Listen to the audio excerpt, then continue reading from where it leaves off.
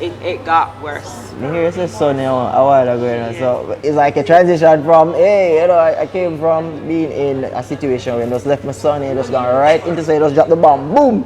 So he Because him come early in the picture, he is also the father as well for your son. Yes. So, boy, that story is getting more and more interesting because Joe, I never got buy the book and read it. We just said that right. go right there, go buy the book, people, because right now, but there I said to myself that story.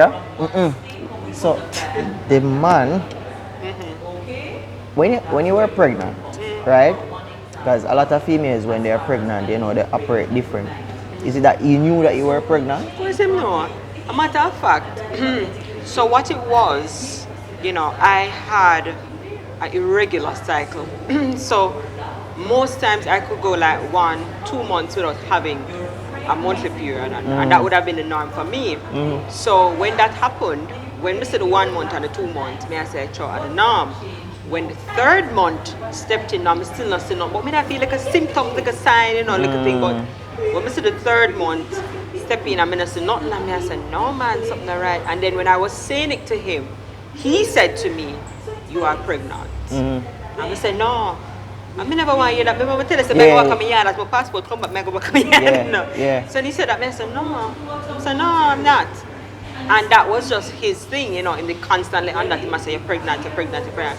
I tell her, said, "Jova, I'm not telling a lie, I'm not telling a lie either." Roll off of my bed all 2 times.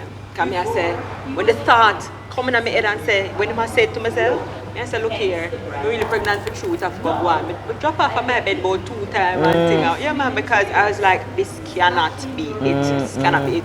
I don't want it to be it, based on everything that was happening, but also that would have just made the situation even worse for me. And coming back to Jamaica with a child was not an option because I can't leave because Mr. Mega look for better and come back. That the thing. Come back with a child. Yeah. In my people them house and say that not gonna work out. That can't cut it. No, that wasn't even an option. So, I knew that if that was the case, then we'd have to go stay. Yeah. Can't go left and come back. So, when the 3rd month was coming to an end and still no period, still not Jesus peace. And I remember his sister-in-law and I went to the pharmacy and we got a test.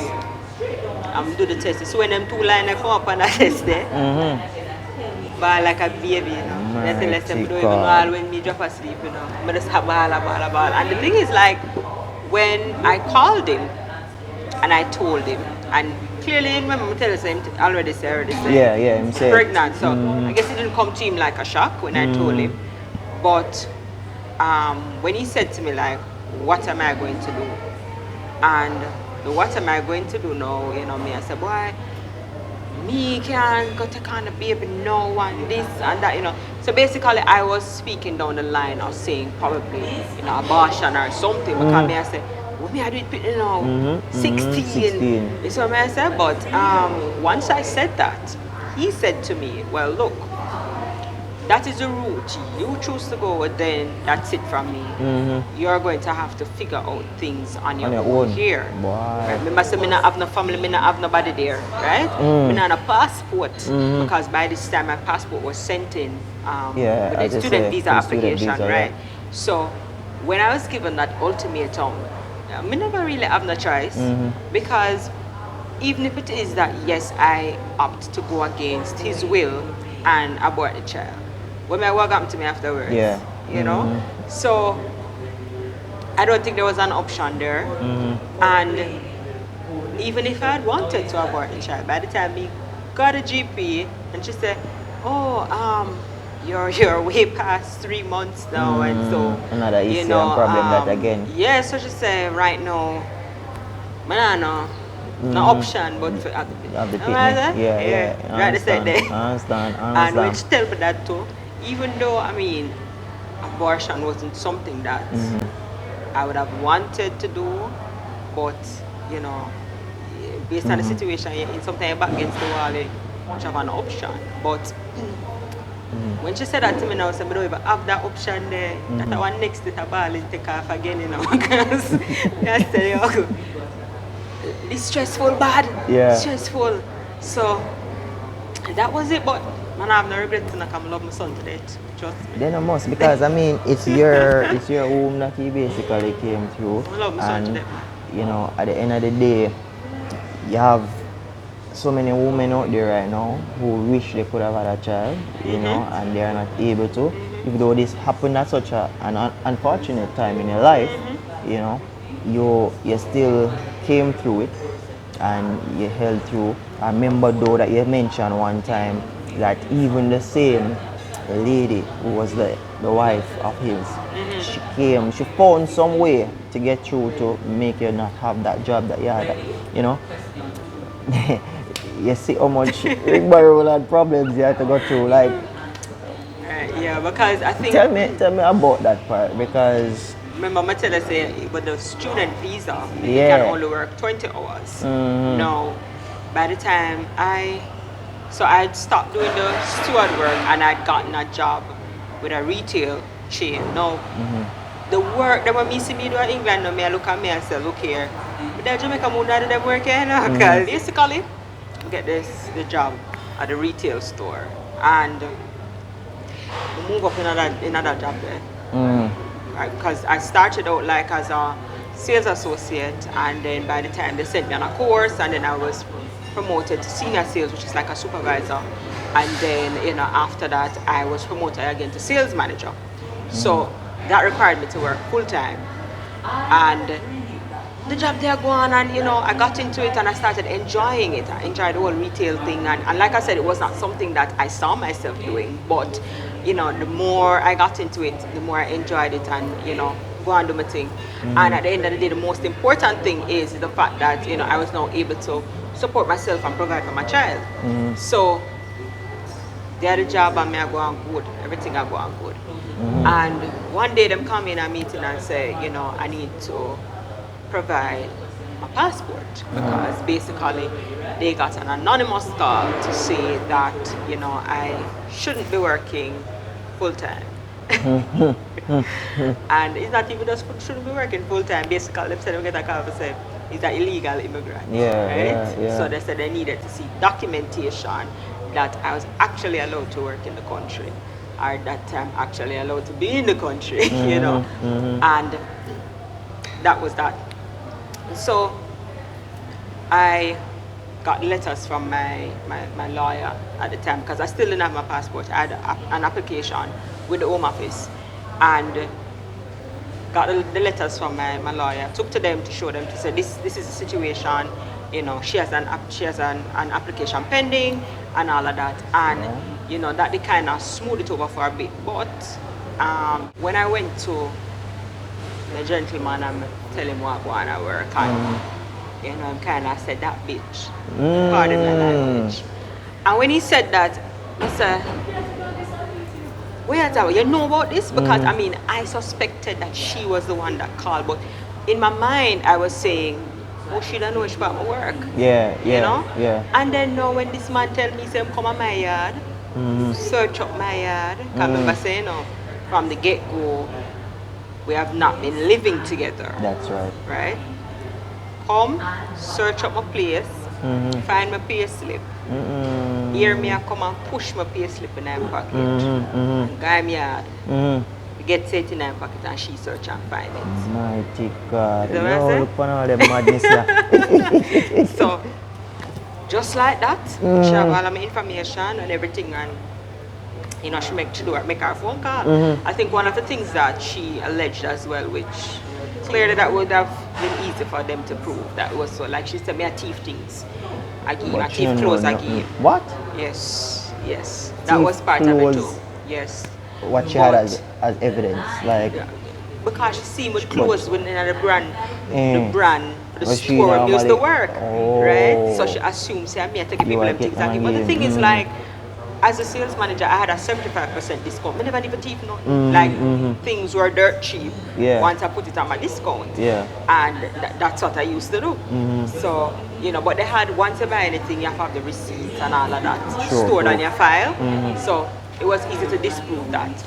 But the immigration status part, that was a big thing for them, because at that point in time, if it is that they were found to be employing an illegal immigrant, then the company would have been fined £5,000. Wow.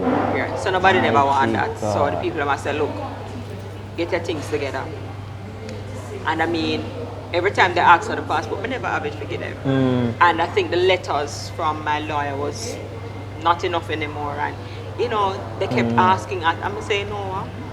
Before I get to the stage where they fire me, so I got left for work. That's right. I got resign because I realized that it was getting, you know, it started feeling like a pressuring, like you need to bring. And the other thing, I didn't want to. Remember, I was supposed to work 20 hours. You know that. And I was working full time. You know what people call immigration guards no question. They're going to start to give you a problem now, pressure you, and want to send you straight back here and deport you. Some of us just resign, I leave the job. And resigning meant that now, once again, I was left at the mercy of this man, you know, to try and cover the bills and all of that, you know. So I had once again lost my independence. Yes. And wow.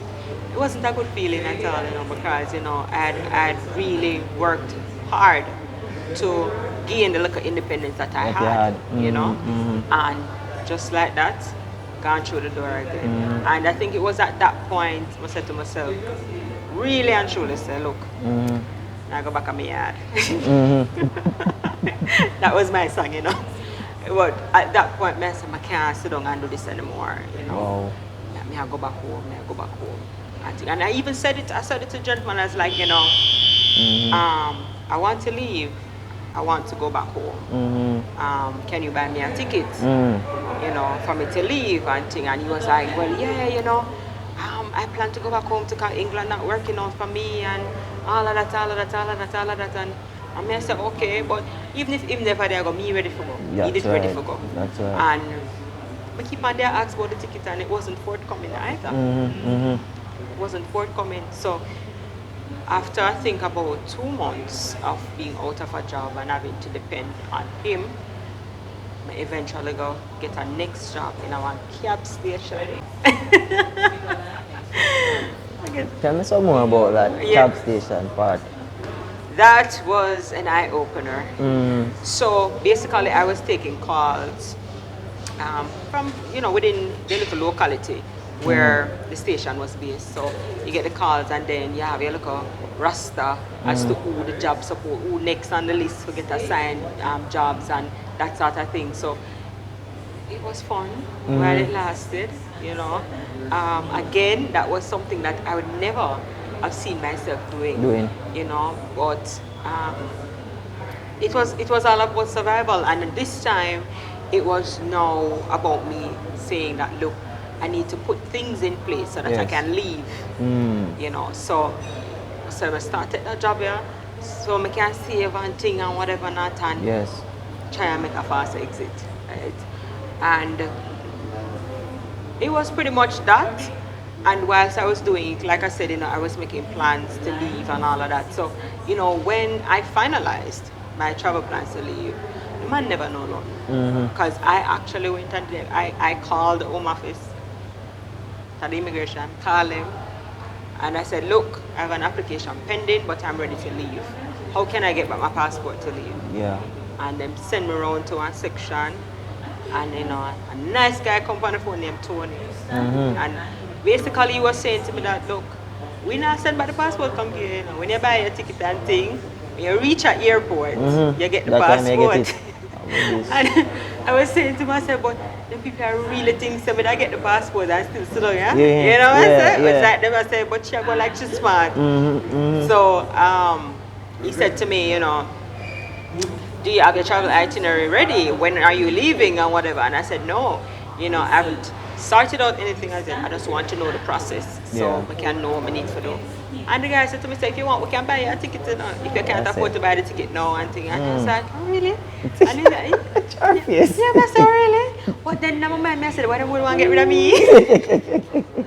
But when he said that, I said, okay. Mm-hmm. And he said, yeah, just tell me when you want to leave and whatever, you know. And I said to him, but I think I need like probably about 2 months Wow. to get things in order. Yeah, yeah. You know, sell out with a sell out, pack up my little barrel and send over for send and, you know, sort out with a sort out and thing. And he said, all right, no problem.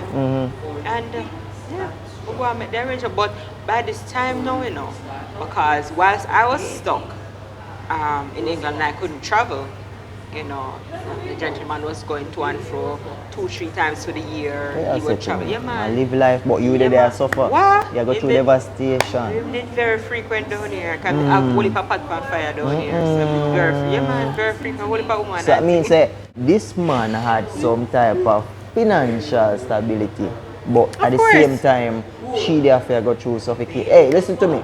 Woman, this is my message to you. No.